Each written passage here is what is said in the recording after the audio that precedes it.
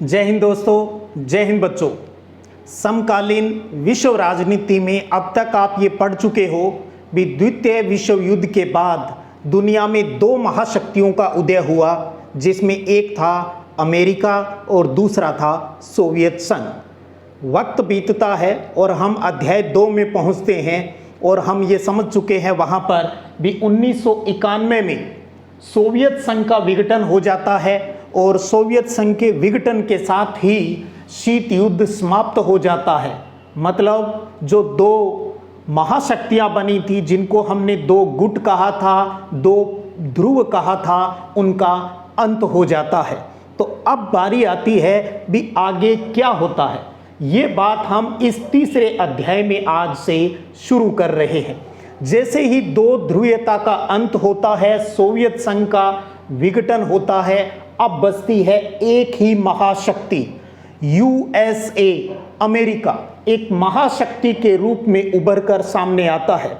हालांकि आपने उससे पहले ये भी पढ़ा भी गुट निरपेक्ष आंदोलन से जो जुड़े हुए देश थे, उनका ये मानना था भी दुनिया के अंदर बहुध्रुवीयता होनी चाहिए, यानी पावर है वो एक से ज़्यादा देशों के पास है, वो होनी चाहिए। लेकिन ऐसा नहीं हो पाया और एक ध्रुवीय विश्व की स्थापना हो जाती है, अर्थात अमेरिकी वर्चस्व की स्थापना हो गई। वर्चस्व को इंग्लिश में कहते हैं हेजेमनी। सामान्य अर्थों में हम देखें तो वर्चस्व का अर्थ होता है पावर, यानी शक्ति, या और सिंपल भाषा में इसका अर्थ आपको बताऊं तो इसका मतलब हो गया भी विश्व का एकमात्र चौधरी वो कौन बना? अमेरिका बना। और लोकल लैंग्वेज में समझना चाहो तो आप ये कह सकते हो वर्चस्व का मतलब है दादागिरी, यानी एक अकेला चौधरी दुनिया में अकेला दादागिरी करने वाला देश बन गया अमेरिका, इसी को कहा गया वर्चस्व। लेकिन अब हम राजनीति विज्ञान की समझ के आधार पर हम समझते हैं भी वर्चस्व का अर्थ क्या होता है। तो देखिएगा, सैन्य, आर्थिक, राजनीतिक और सांस्कृतिक क्षेत्रों में विश्व स्तर पर एकमात्र शक्ति का केंद्र होना ही कहलाता है वर्चस्व, अर्थात हेजेमनी कहलाता है।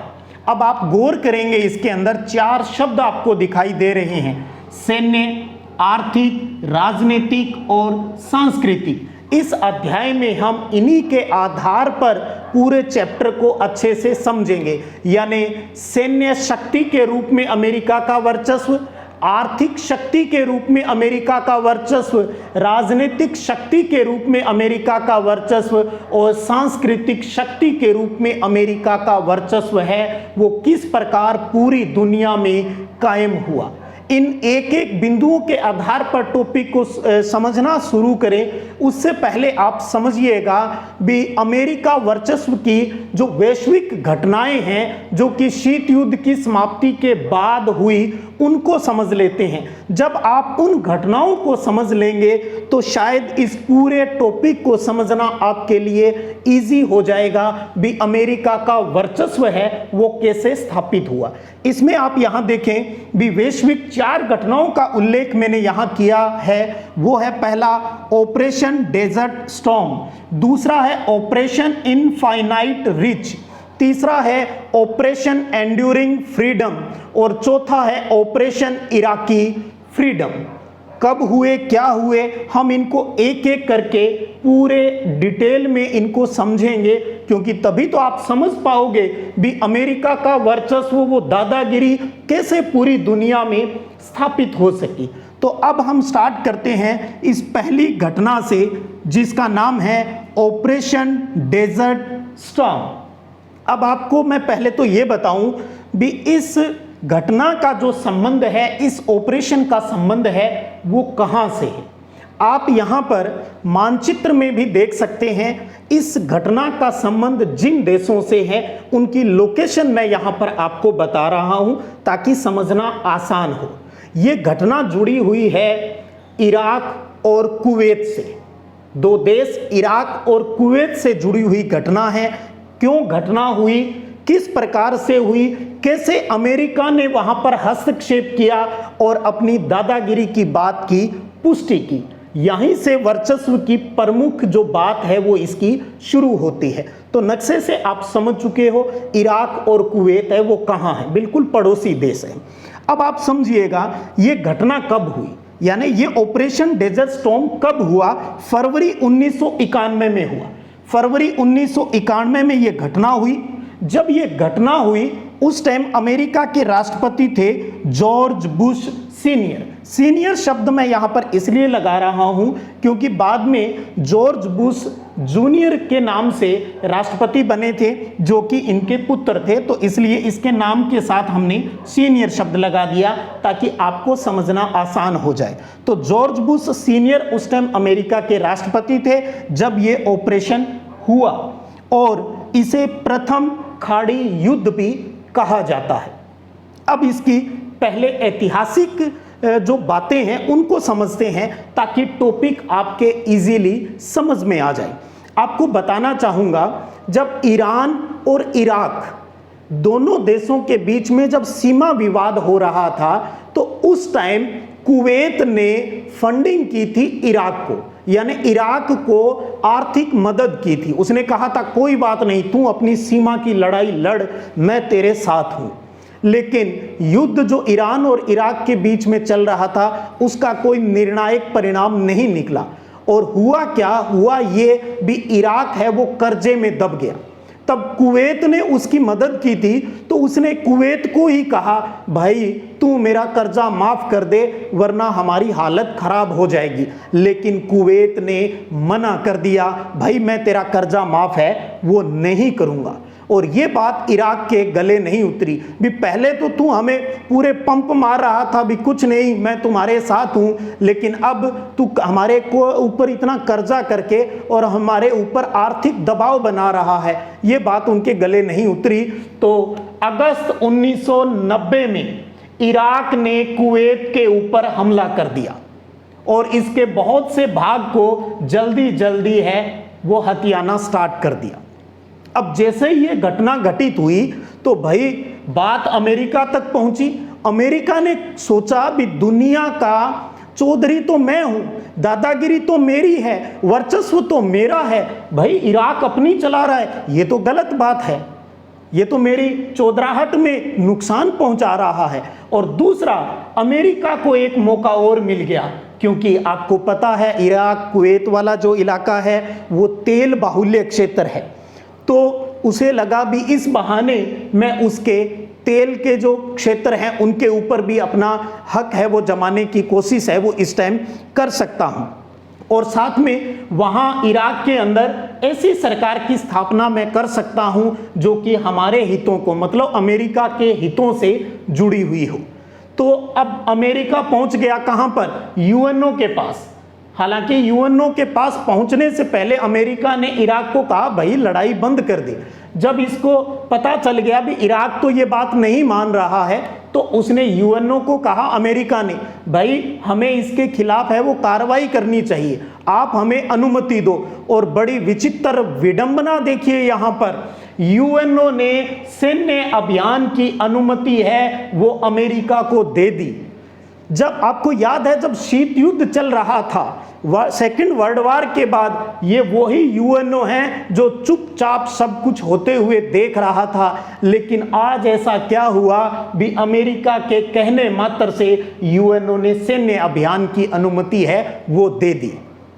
तो ये सबको कोई ये बात किसी के भी गले नहीं उतर रही थी, लेकिन पता था भी यूएनओ की पावर है वो रियल में है किसके पास? अमेरिका के पास ही तो है। इसलिए ये होना भी कोई ज़्यादा कोई सोचनीय विषय का शायद नहीं होना चाहिए। और तभी तो जॉर्ज बुश जो उस टाइम अमेरिकी राष्ट्रपति थे उन्होंने कहा अरे भाई लोगों ये तो नई विश्व की व्यवस्था है, इस शब्द में बहुत कुछ छिपा हुआ है। इसका मतलब ये है भाई हम ही चौधरी हैं, अब तो ऐसे ही चलेगा, हम यूएनओ को कहेंगे, यूएनओ हमें अनुमति देगा और हम कुछ भी काम कर सकते हैं। तो इस प्रकार यूएनओ से अनुमति लेकर अमेरिका ने इराक के खिलाफ सैन्य कार्रवाई है वो प्रारंभ कर दी और अमेरिका का साथ दिया 34 देशों ने। 34 देशों के 6,60,000 सैनिक हैं वो इस अभियान से जुड़े और जिनका नेतृत्व किया अमेरिकी एक मेजर ने नॉर्मन श्वार्ज़कोव। नाम ध्यान रखिएगा, नॉर्मन श्वार्ज़कोव के नेतृत्व में यह सैन्य अभियान चला और उस सैन्य अभियान, उस ऑपरेशन का नाम ही रखा गया ऑपरेशन डेजर्ट स्टॉर्म नाम है वो रखा गया। और उस टाइम क्योंकि 34 देशों के 6,60,000 सैनिक इसके अंदर अभियान के अंदर जुड़े हुए थे, लेकिन 75% जो सैनिक थे वो अमेरिका के ही थे। तो तब सद्दाम हुसैन जो उस टाइम जो इराक का प्रमुख था उसने ये बात कही थी, इसे बड़ा ये था भी मैं इस युद्ध को जीत लूंगा। तब उसने कहा था ये 100 जंगों की एक जंग साबित होगी। कौन सी? यही ऑपरेशन डेजर्ट स्टॉर्म, जिसको हम प्रथम खाड़ी युद्ध कहते हैं। तो क्या प्रथम खाड़ी युद्ध है वो 100 जंगों की एक जंग साबित होगी और इराक इसमें जीतेगा, लेकिन ऐसा नहीं हो पाया और बहुत जल्द ही इराक है वो परास्त हो जाता है और कुवैत है वो मुक्त हो जाता है। तो इस प्रकार अमेरिकी हस्तक्षेप से, सीधे हस्तक्षेप से, यूएनओ की मदद से प्रथम खाड़ी युद्ध होता है और इराक हारता है और कुवैत इराक के कब्जे से मुक्त हो जाता है। और सबसे बड़ी बात आपको जानकर हैरानी होगी भी इस युद्ध का वीडियो है वो जैसे ही वहां युद्ध लड़ा जा रहा था टेलीविजन के ऊपर लाइव दिखाया जा रहा था। तो कहीं ना कहीं हम सोच सकते हैं भी अमेरिका इस प्रथम खाड़ी युद्ध के माध्यम से पूरी दुनिया को अपनी पावर दिखाना चाहता था भी मैं ही पावरफुल हूं।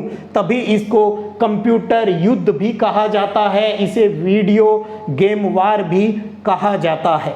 तो ये था ऑपरेशन डेजर्ट स्टॉर्म भी किस प्रकार से अमेरिका ने अपने वर्चस्व को, अपनी महाशक्ति को प्रदर्शित करने के लिए इराक और ने जब कुवैत पर हमला किया तो इराक के खिलाफ सैन्य कार्रवाई की और उस सैन्य कार्रवाई का नाम था ऑपरेशन डेजर्ट स्टॉर्म, जिसे खाड़ी युद्ध भी कहा जाता है। और इस ऑपरेशन का मुखिया था नॉर्मन श्वार्ज़कोव और सद्दाम हुसैन ने इसी खाड़ी युद्ध के लिए कहा था कि ये 100 जंगों की एक जंग है। और अब यहां आप ये समझ चुके हो भी किस प्रकार इराक को हराया। टीवी के ऊपर लाइव प्रदर्शन इसका टेलीकास्ट है वो किया गया और इससे सबको ये पता चला भी बाकी जो देश हैं अमेरिका के अलावा वो सैन्य क्षमता के मामले में अमेरिका से बहुत पीछे रह चुके हैं। यानी अमेरिका ने अपनी टेक्नोलॉजी को बहुत ही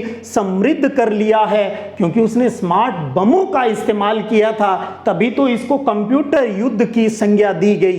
किसको? खाड़ी युद्ध को, ऑपरेशन डेजर्ट स्टॉर्म को दी गई, जो कि 1991 में ये पूरी कार्रवाई है वो फरवरी 91 में इराक के खिलाफ है वो होती है। तो यहां से अमेरिका के वर्चस्व का दौर है वो शुरू हो जाता है। लेकिन इसके साथ ही अमेरिका के अंदर सत्ता परिवर्तन भी हो जाता है और डेमोक्रेटिक पार्टी के उम्मीदवार बिल क्लिंटन अमेरिका के नए राष्ट्रपति बनते हैं। यानी जॉर्ज बुश सीनियर के बाद बिल क्लिंटन अमेरिका के राष्ट्रपति बनते हैं, जो कि 2 योजना अर्थात 8 साल तक अमेरिका के राष्ट्रपति रहते हैं। उनके दौरान भी जब वो पद पर थे, अमेरिका के राष्ट्रपति पद के ऊपर, तब भी सैन्य कार्रवाइयां चली थी जिनमें मुख्य है ऑपरेशन इनफाइनाइट रीच। तो इन बचे हुए ऑपरेशन को हम अगले वीडियो सेशन में अच्छे से समझेंगे।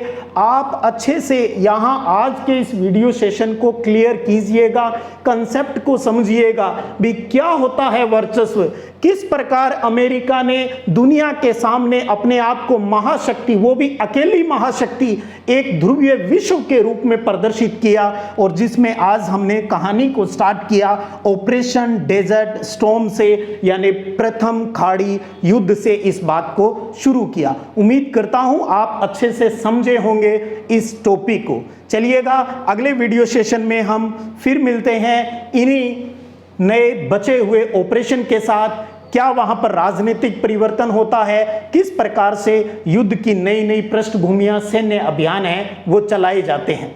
जय हिंद, जय भारत।